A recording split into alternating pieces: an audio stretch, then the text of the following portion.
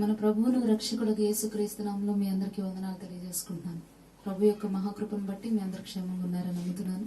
ఈ సమయంలో మరి ఒక వర్తమానం ద్వారా మిమ్మల్ని అందరినీ కలుసుకోవడానికి ప్రభు చూపించిన కృప కొరకు ఆయన నామానికి మహిమ ఘనత ప్రభావాలు కలగాలని కోరుకుంటూ ఒక కీర్తన పాడుతూ ప్రభు నామాన్ని ఘనపరుద్దాం.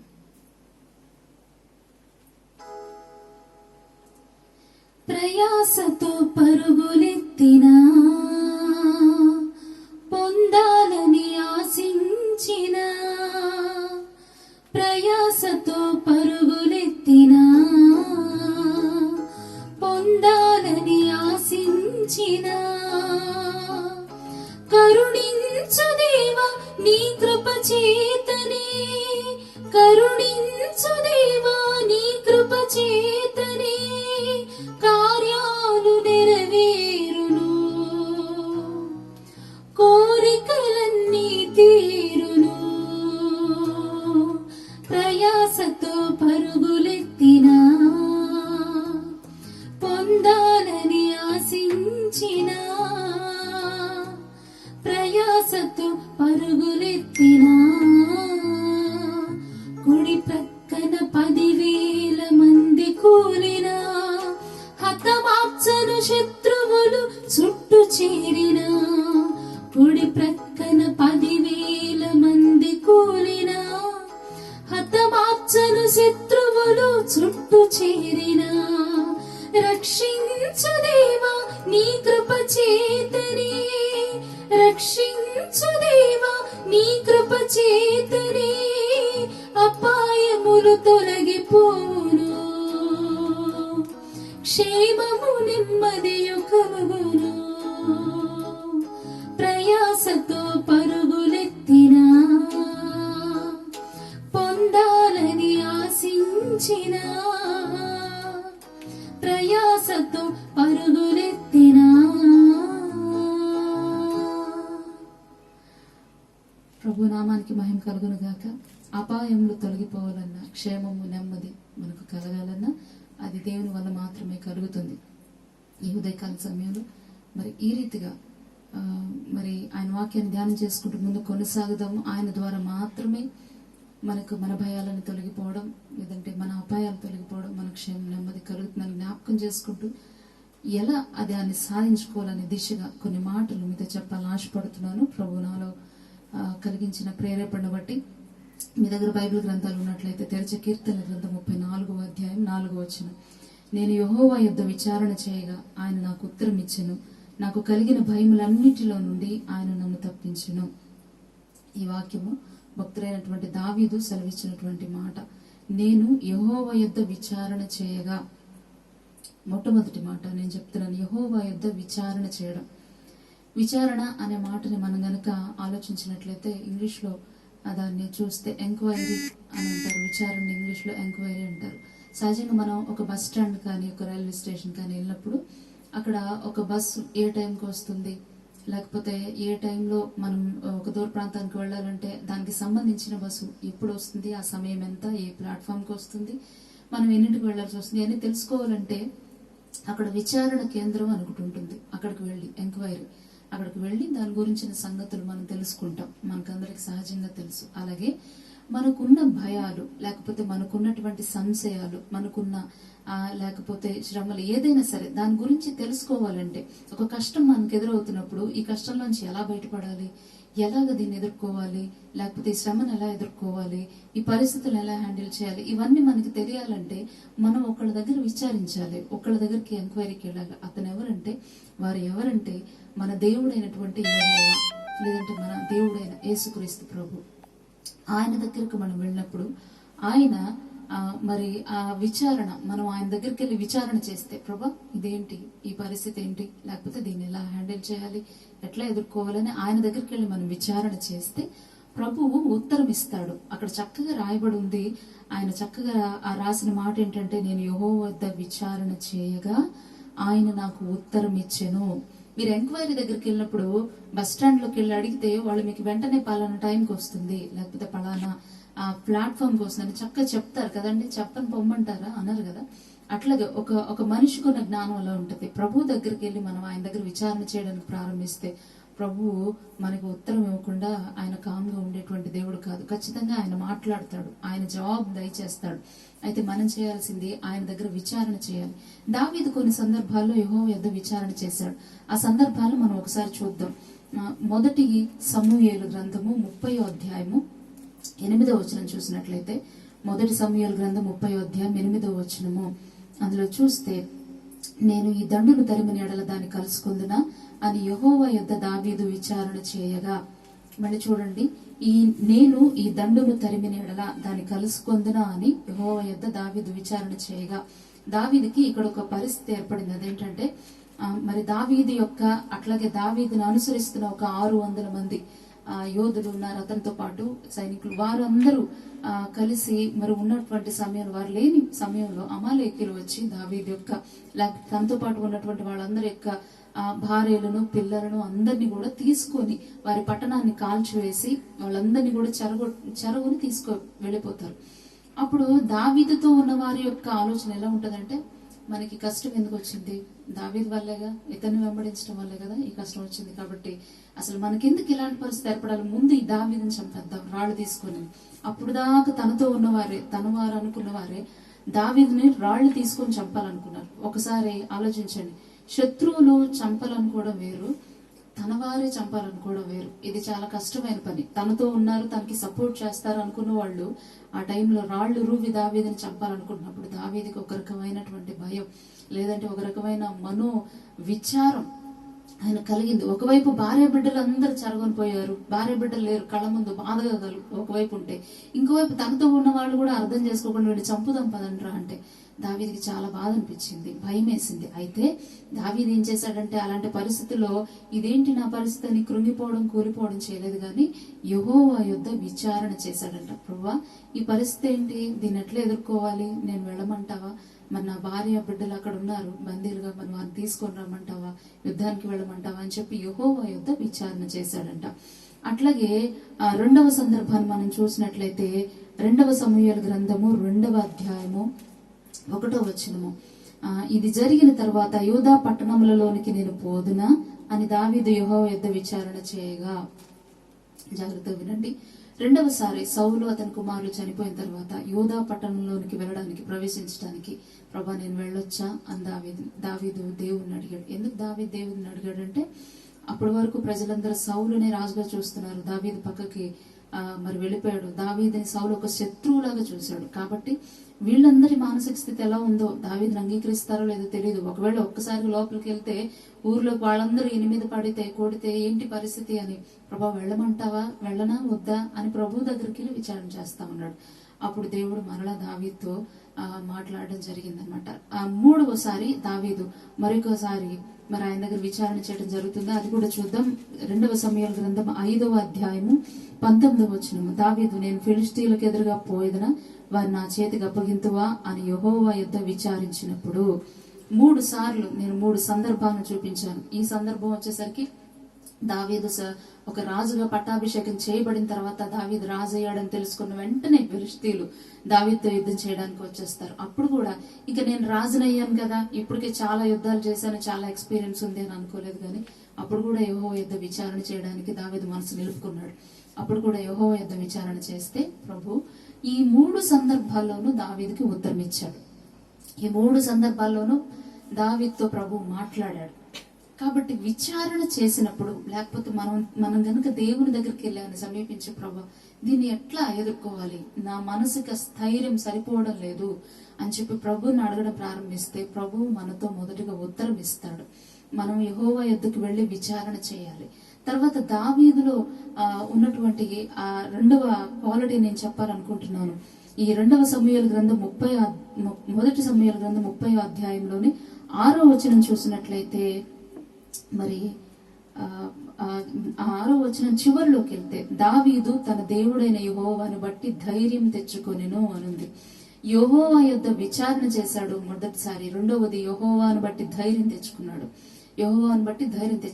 ఏమండి, విచారణ చేస్తే నేను చెప్పేది ఏంటంటే, దేవుని దగ్గరికి వెళ్ళి మాట్లాడడం మీరు ప్రారంభిస్తే, ఆయనతో మీ విషయాలు పంచుకోవడం ప్రారంభిస్తే, ఆటోమేటిక్ గా దేవుడు మాట్లాడే మాటలను బట్టి మీ హృదయంలోనికి ధైర్యం వస్తుంది. దావీదు ధైర్యం ఏంటంటే, దేవుడే దావీదు ధైర్యం. ప్రతిసారి అతనికి కష్టం ఎదురైన ప్రతిసారి, దిగులు ఆవరించిన ప్రతిసారి, నిరాశ నిస్పృహలు ఆవరించిన ప్రతిసారి, కృంగిపోయిన ప్రతిసారి దావీదు దేవుణ్ణి ఆశ్రయించేవాడు. దేవుని దగ్గర విచారణ చేయడానికి మనసు నిలుపుకునేవాడు. అప్పుడు వెంటనే ధైర్యం ఆవరించేది అతన్ని. ఆ ధైర్యంతోనే దావీదు ఫిలిష్తీని ఎదుర్కొన్నాడు. ఆ ధైర్యంతోనే దావీదు సింహాన్ని ఎదుర్కొన్నాడు. ఆ ధైర్యంతోనే దావీదు ఎలుగుబంటును ఎదుర్కొన్నాడు. ఈ ప్రతి సందర్భంలో దావీదు ఎదుర్కొన్నప్పుడల్లా యెహోవాను బట్టి ధైర్యం తెచ్చుకొని ముందుకెళ్ళాడు. అందుకే మాట్లాడేటప్పుడు, ఫిలిష్తీన్తో మాట్లాడేటప్పుడు కూడా యుద్ధం యెహోవాది అన్నాడు, కానీ నాదనలేదు. తను వ్యక్తిగతంగా ఎదుర్కొంటున్నానన్న ఆలోచన తనకి లేదు. ఈ ఉదయకాల సమయంలో, మరి ఈ సమయంలో మీతో నేను చెప్పాలనుకుంటుంది ఏంటంటే, మనం ఎదుర్కొనే ప్రతి పరిస్థితి మన సొంత శక్తితో మనం ఎదుర్కోవడానికి మనకు ఒక్కోసారి బలం చాలదు, ధైర్యం చాలదు. అప్పుడు యెహోవా మన పక్షాన ఉంటే మనకు ధైర్యం వస్తుంది. ఆయన మనతో ఉంటే మనకి ధైర్యం వస్తుంది. కాబట్టి దేవుణ్ణి బట్టి మనం ధైర్యం తెచ్చుకోవాలి. మన సామర్థ్యం సరిపోదు. ఇప్పుడున్న పరిస్థితుల్లో చూస్తే మరి చాలా మంది, నేను ఒక మాట కూడా చెప్తాను, విచారణ చేయాలంటే ఇప్పుడున్న పరిస్థితుల్లో కరోనా అనేది బహుభయంకరంగా మనసుల్ని కృంగదీస్తున్నటువంటి పరిస్థితులు అన్నమాట. చాలా మంది ఏం చేస్తున్నారంటే ఒక డాక్టర్ల దగ్గరికి వెళ్ళి విచారణ చేస్తున్నారు. ఇది ఎట్లా వస్తుంది, లేకపోతే దీన్ని ఎట్లా ఎదుర్కోవాలి, ఏం చేయాలి అని అలాగా. లేకపోతే తెలిసిన స్నేహితుల దగ్గరికి, బంధువుల దగ్గరికి, పరిస్థితులను బట్టి మానసిక స్థైర్యం పుంజుకోవడం కోసం దాన్ని ఆశ్రయించడం, దీన్ని ఆశ్రయించడం, అది చేయడం, ఇది చేయడం చాలా భయంకరం చేస్తున్నారు. కొంతమంది దీన్ని ఎదుర్కోవాలని, నేను కొన్ని న్యూసెస్ విన్నాను. అదేంటంటే ఒకసారి ఈ మధ్య కాలంలోనే న్యూస్ ఛానల్లో చూసినప్పుడు ఒక ఉపాధ్యాయుడు ఈ కరోనాని ముందే ఎదుర్కోవడం కోసం ఒక నిమ్మ రసాన్ని తీసుకెళ్లి ముక్కులో వేసుకుంటే దానికి శక్తి వస్తుంది, కాబట్టి అప్పుడు ఆ కరోనాని విరుగుడు ఈ నిమ్మరసం ద్వారా దాన్ని చంపేయచ్చు అని ఎవరో చెప్పారంట. దాన్ని పోసుకున్నాడు. దాని ద్వారా తన అనారోగ్యానికి గురయ్యి ఈ కరోనా రాకుండానే చనిపోయాడు. ఇట్లాంటి ఎన్నో మనకి భయం కలిగినప్పుడు మనం ఎవరిని ఆశ్రయిస్తున్నాం, ఎవరి దగ్గరికి వెళ్ళి విచారణ చేస్తున్నాం, ఏది కరెక్ట్ అని ఎవరి దగ్గరికి వెళ్ళి మాట్లాడుతున్నాం, మనుషులను ఆశ్రయిస్తున్నాం, లేకపోతే వైద్యుని ఆశ్రయిస్తున్నాం, లేకపోతే ఇంకొకరిని ఆశ్రయిస్తున్నాం. కానీ దేవుని దగ్గరికి వెళ్ళి విచారణ చేయండి, దేవుని అడగండి, దేవుని దగ్గరికి వెళ్ళి మాట్లాడడం ప్రారంభించండి. అప్పుడు ప్రభువు ఉత్తరం ఇస్తాడు. ప్రభువు మాట్లాడితే ధైర్యం వస్తుంది. ప్రభువు మాట్లాడితే మన హృదయాల్లో నిబ్బరం వస్తుంది. కాబట్టి యెహోవాను దగ్గర, యెహోవాను బట్టి ధైర్యాన్ని తెచ్చుకున్నాడు అని చెప్పి ఇక్కడ వాక్యంలో రాయబడి ఉంది. మూడవది, యెహోవాను బట్టి విజయాన్ని సంపాదించుకున్నాడు. అయితే దీనికి ముందు నేను మీకు ఒక మాట, కొంచెం మీకు ఇంకొక వివరంగా అర్థం అవడం కోసం ఒక మాట చెప్తాను. అదే అంటే, దావీదు తను కలిగిన ప్రతిసారి యెహోవా ఎద్దుకు వెళ్ళి విచారణ చేశాడు. అయితే దావీదుకు ముందు ఒక రాజు ఉన్నాడు, మీ అందరికి తెలుసు కదండి, సౌలు. సౌలు కూడా విచారణ చేశాడు. సౌలు ఎక్కడ విచారణ చేశాడు అని ఆలోచించినట్లయితే, మొదటి సమూయేలు గ్రంథం 28వ అధ్యాయం 7వ వచనము చూస్తే, నా కొరకు మీరు కర్ణ పిశాచం గల ఒక స్త్రీని కనుగొనుడి, నేను పోయి దాని చేత విచారణ చేతును. సౌలు ఒక గొప్ప రాజు, దేవుని చేత అభిషేకించబడిన రాజు. దేవుని ఆత్మ సౌలు మీదకు వచ్చినప్పుడు గొప్ప గొప్ప కార్యాలు చేశాడు. దేవుడు అంటే ఎలాంటి కార్యాలు చేయొచ్చో సౌలుకి బాగా తెలుసు. అన్ని ఎరిగిన వాడై ఉండి కూడా సౌలు ఎవరి దగ్గరికి వెళ్ళాడో తెలుసా విచారణ చేయడానికి? ఒక కర్ణ పిశాచి చెప్పే ఒక స్త్రీ దగ్గరికి వెళ్ళాడు. ఆమె దగ్గర విచారించాలనుకున్నాడు.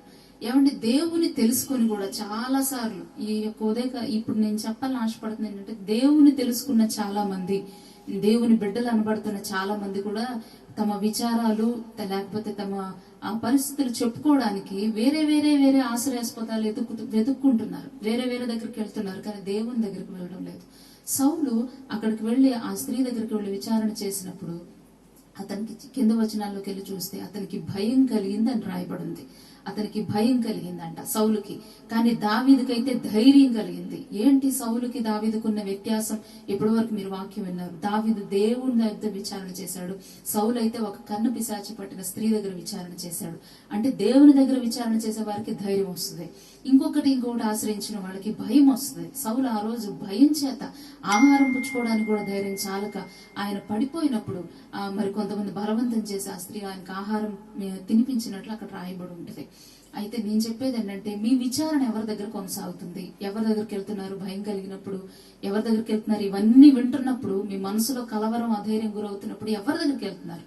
ఎవరి దగ్గర విచారణ చేస్తున్నారు? విచారణ చేయటానికి మరొక మాట అడగడం, మీరెళ్ళి చెప్పుకోవడం, తెలుసుకోవడం, ఇవన్నీ కూడా దేవుని దగ్గరికి వెళ్ళండి, మోకరించండి, ప్రార్థన చేయండి. ప్రభువా, ఇదిగో ఇలాంటి భయాలు కలుగుతున్నాయి, ఇదిగో ఇలాంటి పరిస్థితులు ఏర్పడుతున్నాయి, ఎట్లా బయటకు రావాలి, ఏంటి దీనికి సొల్యూషన్ అని ప్రభువు దగ్గరికి వెళ్ళి అడిగితే ప్రభు మీకు ఉత్తరం ఇవ్వడమే కాదు, మీ మనసుల్లో ఎక్కడ లేని నిరీక్షణ, ధైర్యాన్ని పుట్టించడానికి ఆయన సమర్థుడు. అంత మాత్రమే కాదు, మరి ఒక మాట, ఒక అనుభవాన్ని మీతో పంచుకోవాలనుకుంటున్నాను. నాకు ఒక తలంపు కలుగుతుంది. నాకు తెలిసినటువంటి ఒక మ్యూజిషియన్, ఒక అన్నయ్య ఉన్నారు. ఆయన నా భర్తతో చెప్పిన మాటలు అన్నమాట ఇవి.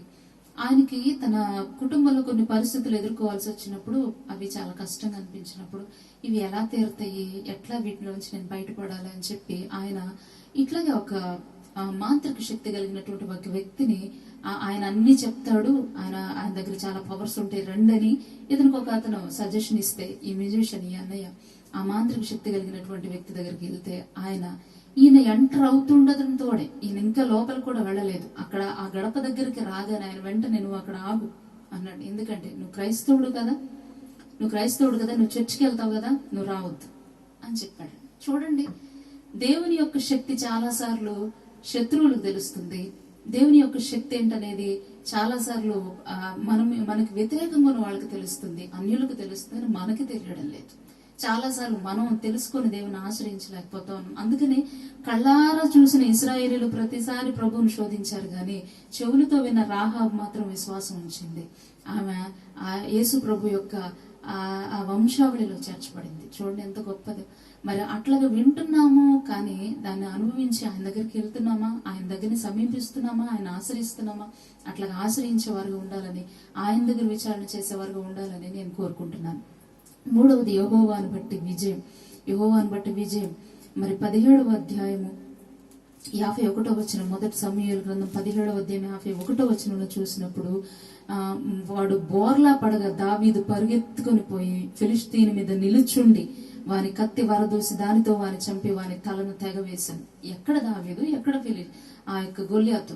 దావీదికి గొల్యాతుకి ఎక్కడైనా కొంచెమైనా పొంతనుందా? దావీదు చాలా బాలుడు, ఫిలిష్తీయుడు చాలా గొప్పవాడు, యుద్ధాభ్యాసం ఎరిగిన వాడు, బలం కలిగిన వాడు. అతని గురించి చదివితే, నేను ధ్యానం చేస్తున్నప్పుడు అతని గురించి చదువుతా ఉంటే నాకు ఆయన ధరించినటువంటి అవన్నీ కూడా అవే కొన్ని కేజీల బరువు ఉన్నాయి. దగ్గర ఒక 70-80 కేజీలు. నేను అవన్నీ క్యాలిక్యులేట్ చేసినప్పుడు మరొక వర్తాన్ని చెప్పడానికి ఇష్టపడతాను. అవి చాలా వెయిట్ ఉన్నాయి. ఆ అన్ని కేజీల బరువుని తన ఒంటి మీద మోస్తున్నాడంటే అతను ఎంత బరువుని ఉంటాడు, అతను ఎంత బలం కలిగిన వాడే ఉంటాడు. ఎక్కడ దావీదు, ఎక్కడ గొల్యాతు? కానీ ఆ గొల్యాతుని మరి పడవేసి వెళ్లిపోయి విజయాన్ని సంపాదించుకున్నాడు. ఇక్కడ నేను చదివినప్పుడు ఈ మాట, పరిగెత్తుకొని పోయి ఫిలిష్తీని మీద నిలుచుండి, ఫిలిష్తీని మీద వెళ్ళి నిలబడ్డాడు. అంటే ఆ ఫిలిష్తీయుడు ఇప్పుడు దాకా నేను గొప్పోడిని, లేకపోతే నేను బలం కలిగిన వాడిని, నీ ప్రాణం తీసేస్తాను, అది ఇది మాట్లాడిన ఫిలిష్తీయుడు ఎక్కడున్నాడో తెలుసా? దావీదు పాదాల కింద ఉన్నాడు. అందుకే ప్రభు అంటాడు, అపవాదిని శీఘ్రంగా నీ పాదాల కింద చితక దొక్కిస్తాను. దీనికి ఎగ్జాంపుల్ గా మనం ఈ దావీదునే చూడొచ్చు. దావీదు కింద ఫిలిష్తీయుడు ఏమాత్రం అంచనా వేయడానికి, ఏమాత్రం చూడడానికి అసలు సరిపోల్చడానికి కూడా సరిపోనటువంటి గొప్ప బలవంతుడైన ఫిలిష్తీయుడు బాలుడైన దావీదు పాదాల కింద ఉన్నాడు. కాబట్టి ఏ పరిస్థితి అయినా, ఎలాంటిదైనా సరే, ప్రభువు మన పాదాల కింద ఉంచడానికి ఇష్టపడే దేవుడు. ఆయన సామర్థ్యాన్ని బట్టి మన ఎదుర్కొంటున్న ఈ భయాలని ఎక్కడ ఉండాలో తెలుసా? మన పాదాల కింద ఉండాలి. మన గుండెల్లో ఉండకూడదు, మన నెత్తి మీద కూర్చోకూడదు, లేకపోతే ఇంకొక చోట నిన్ను కలవర పెట్టకూడదు. కానీ అవన్నీ మన పాదాల కిందకి వెళ్ళాలి. అలా వెళ్ళాలంటే దావీదులాగా యెహోవా యొద్ద విచారణ చేయాలి. దావీదులాగా యెహోవాను బట్టి ధైర్యం తెచ్చుకోవాలి. దావీదులాగా యెహోవాను బట్టి విజయాన్ని చూడాలి. ఈ సమయంలో మీ అందరికీ మరి అట్లాగా మీరందరూ కూడా ప్రభువుని సమీపించాలని, నాతో కూడా మీరు ప్రభువుని సమీపించి ఆయన యొద్ద మీకున్న భయాలన్నీ కూడా ఇంకొకటి చూడవద్దు, ఎటువైపు చూడవద్దు, ప్రభు దగ్గరికే వెళ్ళండి, ప్రభు దగ్గర విచారణ చేయండి, ప్రభుని అడగండి, ప్రభు నుంచి ధైర్యాన్ని పొందుకోండి. ఇంత భయంకరంగా ఉంటున్నటువంటి ఈ పరిస్థితుల్లో కూడా ధైర్యంగా జీవించాలంటే ప్రభు మనతో ఉండాలి. అందుకే దావీదు విచారణ చేశాడు, ధైర్యాన్ని పొందుకున్నాడు, విజయాన్ని పొందుకున్నాడు. అయితే సౌలు వేరొక దాన్ని ఆశ్రయించాడు, వేరొకళ్ళ యొద్ద విచారణ చేశాడు, భయాన్ని పొందుకున్నాడు, చివరికి మరణాన్ని కూడా పొందుకున్నాడు. జీవంలోనికి ప్రవేశించాలంటే దేవుణ్ణి ఆశ్రయించు, దేవుని విచారించు, లేదంటే ఇక నీ ఇష్టం. కాబట్టి వాక్యాన్ని ఎందుకు వస్తున్నప్పుడు దాన్ని వ్యతిరేకించవద్దు, కానీ దానికి లోబడి ఆ వాక్య ప్రకారం ప్రవర్తించడానికి నువ్వు సిద్ధపడితే ఆనాటి దావీదులాగా ఈ రోజు నువ్వు కూడా ముందుకు వెళ్ళడానికి ప్రభు నీకు సహాయం చేస్తాడు. కాబట్టి వాక్యాన్ని మీరందరూ మరి కళ్ళు మూసుకొని ప్రార్థన ఏకీభవించినట్లయితే మీ అందరి నిమిత్తం ప్రార్థన చేస్తాను. మహోన్నతుడ, మహాగణుడ, పరిశుద్ధుడ, నీ నామానికి వందనాలు తెలియజేసుకుంటున్నాను. ఉదయకాల సమయంలో ప్రభా, ఇదిగో మీరు మాతో మాట్లాడిన ప్రతి మాటను బట్టి నీ నామానికి వందనాలు తెలియజేసుకున్నాను. దావీదు యెహోవా యొద్ద విచారణ చేసినప్పుడు ప్రభా, అతనికి కలిగిన భయాలన్నిటిలో నుంచి నువ్వు తప్పించావు. ఇదిగో ప్రభా ఇక్కడ ఈ పాండమిక్ ఇయర్ లో ప్రభా మేము చాలా భయపడుతున్నాం. చుట్టూ ఉన్న పరిస్థితులను బట్టి ప్రభా చాలా భయపడుతున్నాం. అనేకులు చాలా భయపడిపోతున్నారు, కృంగిపోతున్నారు, నిరాశలోనికి వెళ్ళిపోతున్నారు. ప్రభా చాలా మంది ఈ యొక్క కరోనా అనేది రాకముందే భయాల చేత ప్రభా నాయన లేనిపోని తెచ్చుకుంటున్నారు ప్రభా. కానీ తండ్రి నాయన ఆనాడు దావీదుకు కలిగిన భయములన్నింటిలో నుంచి తప్పించినటువంటి దేవుడు ప్రభా, దావీదుని ఎదుకు వచ్చి విచారణ చేశాడంట ప్రభా. నిన్ను బట్టి ధైర్యాన్ని పొందుకున్నాడంట ప్రభా, నిన్ను బట్టి విజయాన్ని కూడా పొందుకున్నాడు ప్రభా. అట్లాగే మా బిడ్డలందరూ కూడా ఎవరైతే ఈ వాక్యాన్ని వింటున్నారో వారందరూ ఏకీభవించి ప్రార్థిస్తుండగా వారి హృదయాల్లో నుంచి దిగులంతా పోవడానికి, పిరికితనమంతా పోవడానికి సహాయం చేయండి. ధైర్యాన్ని, నూతన ధైర్యాన్ని పుట్టించండి, నూతనమైన నిరీక్షను పుట్టించండి ప్రభా. వీరందరూ నీ చేత విజయం నొందేవాళ్ళుగా, అపవాదిని భయాలన్నిటిని తమ కాళ్ళ కింద వేసి చితకదొక్కేవారుగా ఉండటానికి సహాయం చేయమని ప్రార్థిస్తున్నాను. అటు ధైర్యం చేత, అటు నిరీక్షణ చేత వీరు బలపరచబడటం మాత్రమే కాక అనేకులను బలపరచగలిగే సాధనాలుగా బిడ్డలందరినీ మీరు నిలబెట్టమని ప్రభా దయచేసి నా ప్రార్థన మీరు అంగీకరించి దానికి జవాబు అనుగ్రహించి మహిమ ఘనత ప్రభావాలు పొందమని యేసుక్రీస్తు శ్రేష్టమైన నామమున ప్రార్థించి వేడుకొనుచున్నాము తండ్రి. Amen, amen. ప్రభు యొక్క మహాగొప్ప